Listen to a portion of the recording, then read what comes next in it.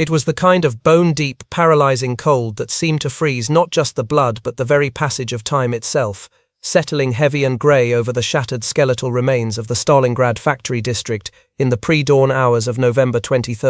1942. At exactly 4:47 a.m., amidst this frozen industrial graveyard, Private Yvon Volkov found himself crouched behind the jagged remnants of a brick wall, his breath misting in the frigid air as he clutched a Mosin Nagant rifle that held only 4 remaining rounds. Across a 200-meter expanse of pulverized concrete and twisted rebar, 66 German soldiers were meticulously arranging themselves into 3 distinct assault waves, preparing to sweep his position. Under the rigid, uncompromising strictures of Soviet military doctrine, the use of captured enemy weaponry was strictly prohibited, a violation punishable by summary execution for what was legally defined as desertion in the face of the enemy. Yet in the span of the next 11 minutes, Volkov was about to violate that doctrine 17 separate times, creating the single most documented instance of individual combat effectiveness in the entire Battle of Stalingrad, and quietly initiating a shift in Red Army weapons policy that would ripple through the war effort by February 1943.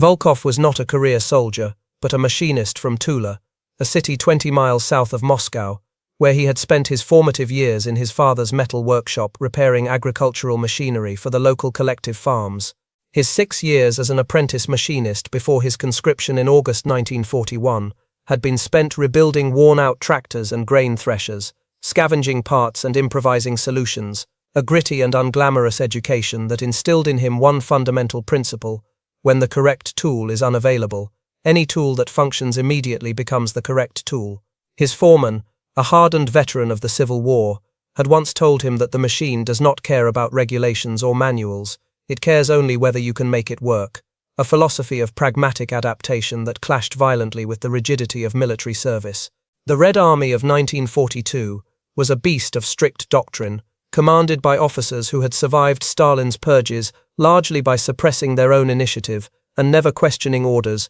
creating a culture where weapons were assigned and used exactly as dictated, where deviation invited suspicion, and where suspicion often led to the terrifying intervention of political officers and subsequent disappearances. By that November, Volkov had witnessed firsthand how this inflexible adherence to doctrine was killing men in ways that had nothing to do with German marksmanship and everything to do with systemic inefficiency. The Mosin Nagant rifle, while a robust and reliable weapon for the long sightlines of open terrain, had become a deadly liability in the close-quarters, room-to-room brutality of factory combat, where the bolt-action mechanism required precious seconds to cycle between shots. The 5-round internal magazine necessitated constant and perilous reloading, and the 48-inch length made the weapon unwieldy in the tight, rubble-choked spaces between heavy machinery. Volkov's mind replayed the deaths of his comrades, casualties of this mismatch. Private Anatoly Dubois, who died on November 8 in the Red October factory because his rifle's barrel was too long to swing around a corner in time,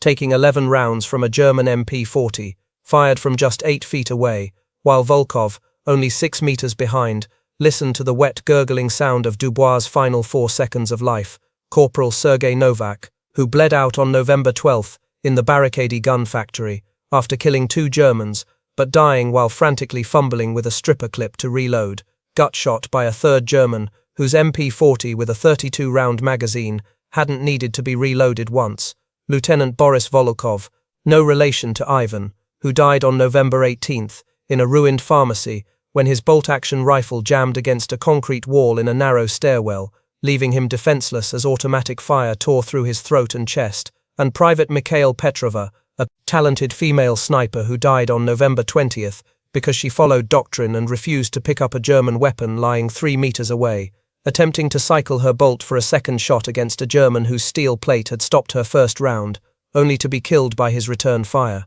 By mid-November, the statistical reality had become impossible to ignore, with Volkov's company reduced from 140 men to 47 effectives, and a classified report by the battalion political officer noting that 68% of Soviet casualties in factory combat occurred while soldiers were reloading or working bolt mechanisms, a report that absurdly concluded the solution was greater dedication to Marxist-Leninist principles rather than better weaponry. It was this desperate reality that drove Volkov to confront his company commander, Captain Grigory Vulov, on November 21 in the basement of the Lazor chemical plant, arguing that while the Germans possessed automatic weapons suitable for corridors and rooms, the Soviets were dying with bolt-action rifles, pointing out that they had only 17 PPS submachine guns for 47 men, and a paltry amount of ammunition, while sitting on thousands of rounds for the Mosin Nagants. When the captain retorted that they had the wrong ammunition for the right weapons, and instructed Volkov to simply use his rifle better,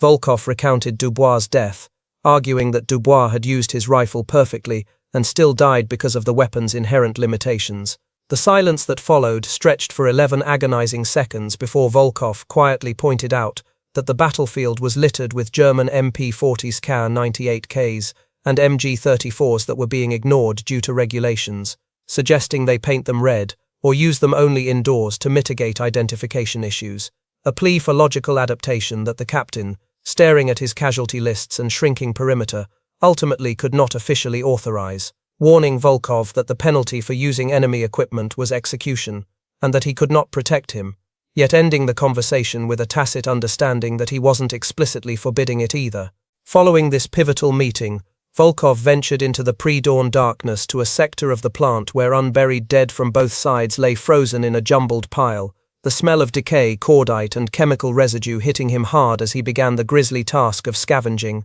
The sub-zero temperatures made the work physically painful, requiring him to break the rigid fingers of frozen German corpses to pry weapons free, starting with an MP-40 from an Unteroffizier whose thumb tendon had to be cut, yielding a weapon with 14 rounds remaining. He moved to a second German killed by a grenade, field stripping the MP-40 by moonlight to check the recoil spring and bolt, finding it functional along with 2 additional magazines, and then retrieving a Ka-98K rifle from beneath the body of Corporal Alexei Romano, noting its lighter weight and shorter length compared to the Mosin Nagant, along with a pouch of ammunition. By 5:20 a.m., Volkov had amassed an arsenal of 4 MP-40s, 2 Ka-98Ks, a damaged MG-34, and hundreds of rounds of mixed ammunition, cleaning them with scavenged machine oil in a basement alcove until his hands were numb, only to be discovered by Private Yakov Sullivan, an American-Soviet volunteer who recognized the utility of the weapons from his time in the Spanish Civil War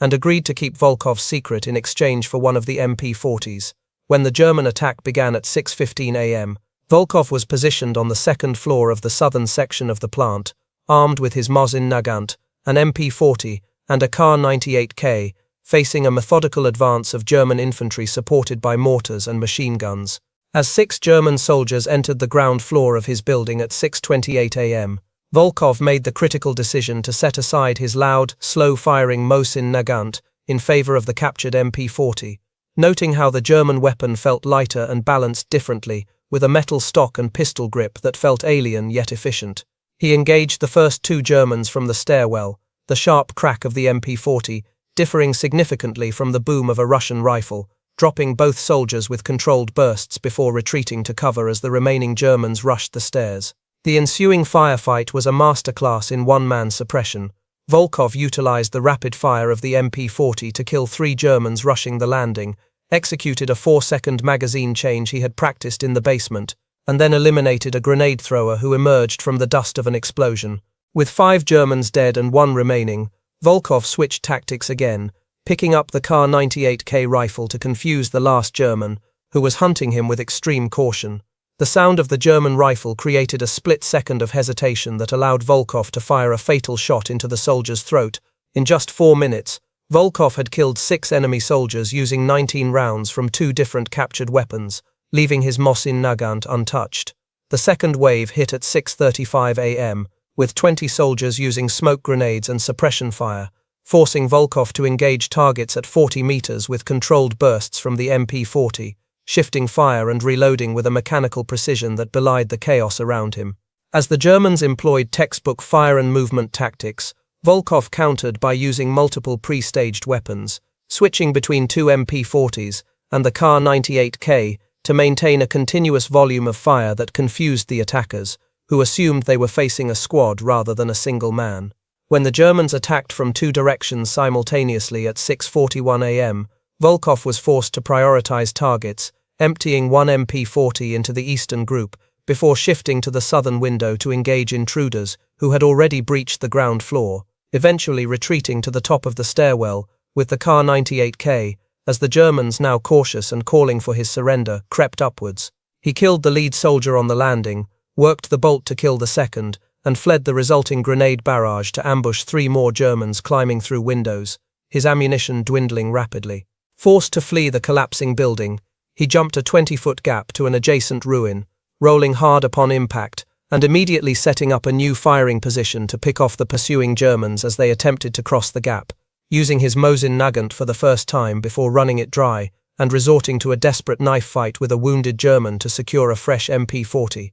By 6:54 a.m., the third and final wave of 30 soldiers arrived, committed to overwhelming his position with sheer numbers and heavy machine gun support, a mathematical impossibility for a lone defender with limited ammunition. Yet Volkov, channeling the pragmatic philosophy of the machine shop, refused to accept the inevitability of defeat, scavenging ammunition from the German dead around him, collecting 3 loaded MP-40s and multiple spare magazines to create a fortified kill zone. When the final assault began at 7:02 a.m., Volkov unleashed a torrent of fire, cycling through the pre-positioned MP-47 to maintain a relentless rate of fire that overheated the barrels and blistered his hands, dropping German after German as they breached the building, fighting until his last weapon clicked empty, and he was forced to kill the final intruder in a brutal hand-to-hand struggle with his combat knife. The sudden arrival of a Soviet counterattack at 7:08 a.m. saved him, the fresh platoon driving the remaining Germans into retreat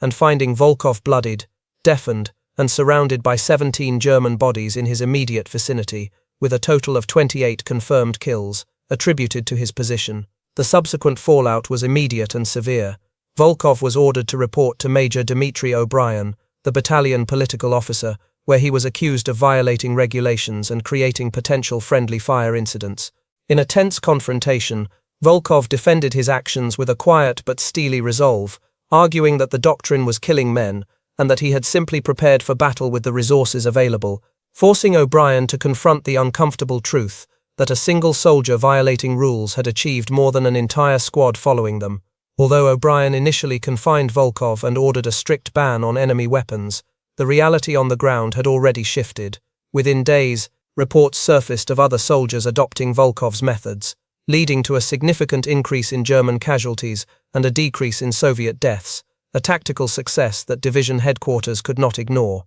The result was a pragmatic calculation where Volkov was released without charges to avoid the hypocrisy of executing their most effective fighter while simultaneously adopting his methods, leading to the classified directive of December 15, 1942, which authorized the use of captured equipment. By February 1943, nearly 40% of Soviet infantry in urban combat carried German weapons, a shift that saved countless lives and baffled German intelligence. Yet Volkov received no medals or recognition, returning to his quiet life as a machinist in Tula after the war, never speaking of the day he changed the course of the battle, until his death in 1987. His legacy was not in statues or history books, but in the silent acknowledgement of veterans like the 3 old soldiers who stood at his grave, placing a polished, empty MP-40 magazine on the earth as a tribute to the man who taught the Red Army that survival mattered more than compliance, a testament to the fact that true innovation in war often comes not from the top down, but from the men in the basements who refuse to die with the wrong tool in their hands.